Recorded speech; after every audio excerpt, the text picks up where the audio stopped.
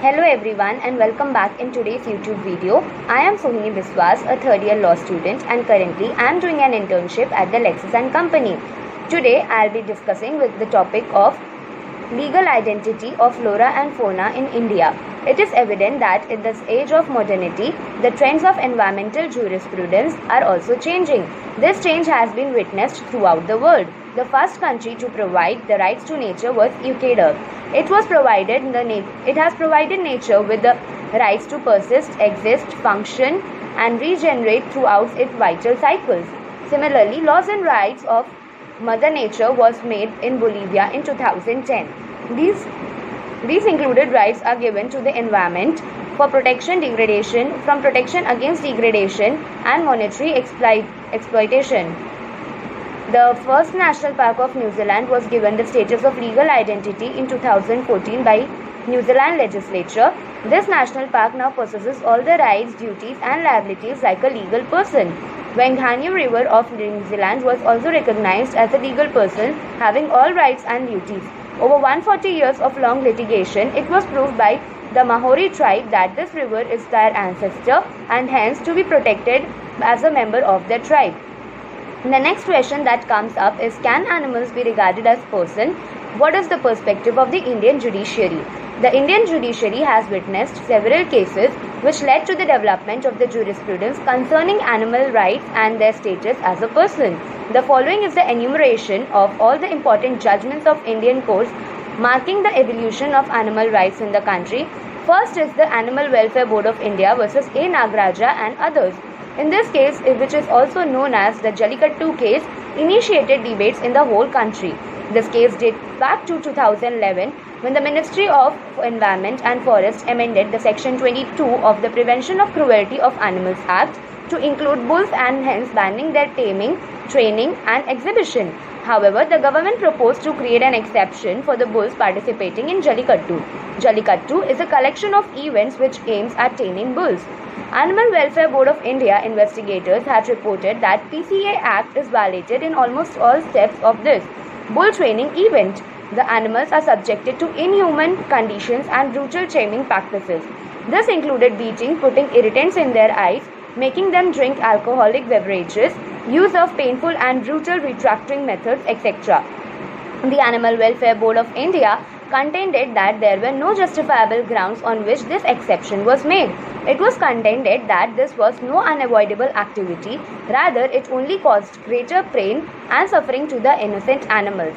In this case, the court gave a judgment in favor of the Animal Welfare Board of India, holding that this activity of bull taming was not at all necessary, rather it added pain and anxiety and suffering to the animals. This event held solely for human pleasure has to be avoided.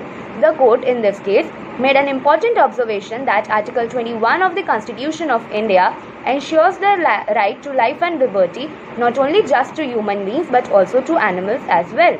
Next is the famous case of Karnail Singh and others versus State of Haryana. The case was brought up before the Honourable Court of Punjab and Haryana, in which the individuals were convicted for legal trade of cows from Haryana. The conviction was upheld by the court, however, the prison sentence was not meted out. The court pronounced the following important points which needs to be considered. First was the rule that all species of animal kingdom are to be accorded with the rights and duties.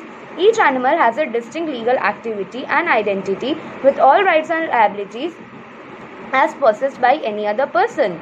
It was also held in this case that the duty of persons have towards protection of minor children extends to animals as well. Second was that all animal species were to be treated with respect. They have an inherent right to live, which is to be protected by law. Also, the privacy of animals is to be protected from unlawful attacks. Third was the certain mandatory directions that were issued by the court for the welfare of animals. Fourth was the government of Haryana was directed to ensure that animals should not carry more weight than what is their prescribed limit. This weight was also to be changed with the change in terrain where these animals are carrying the weight. For example, the weight to be reduced by 50% if there is an accent route. Fifth was, it also made clear that a total of 4 people, excluding the driver and children below 6 years of age, could ride an animal-driven vehicle. Sixth was that it was ruled in this case to offshore things over animals was banned throughout the state of Haryana. Lastly, various directions about veterinary care, housing and food for animals were issued by the court in this detailed judgment. Recognition of plants as legal person under law.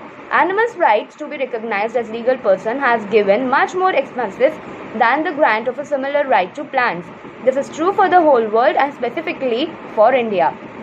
However, a recent judgment by the Uttarakhand High Court has granted this much needed right to the whole of the ecosystem. In the case of Lalit Miglani versus State of Uttarakhand, the High Court of Uttarakhand gave the legal status of person to a river Ganga and its tributary Yamuna. This was pronounced in a short judgment which was followed by a detailed order specifying the intricacies of right granted to the whole ecosystem. In the subsequent order, it was stated that it would be impossible to protect one aspect of the environment without protecting the another, and hence the whole ecosystem was granted the status of legal person. The judgment had some major lacunas. The foremost question that crops up was who shall be held responsible in the case of rights of ecosystems are affected. Also, the judgment does not provide specifications regarding which components of ecosystems are protected. This board order has attracted much of the ambiguity. However, this has to be taken into consideration that the judgment which addresses the issue of providence of legal status of person to plants. There is no legislation in India on this issue. Therefore, it is evident that such legal research is required to address this issue. In the Uttarakhand judgment is only a baby step towards the achievement of this objective. What is the conclusion now we can drive? There is an urgent need for integration of the concept of environmental personhood into constitutional setup for our country. However, with these various questions crop up, the first one being, even if they are provided with a legal statute of a person who will represent and protect their rights, more importantly, what would be the norms or rules which these representatives would be bound? One solution proposed is the reservation of seats in the national and state legislature of each ecosystem. These could be represented by communities specific of that ecosystem. This is the only far-fetched solution before these rules and regulations have to be formulated by the Indian legislature for the protection of Mother Nature. Thank you.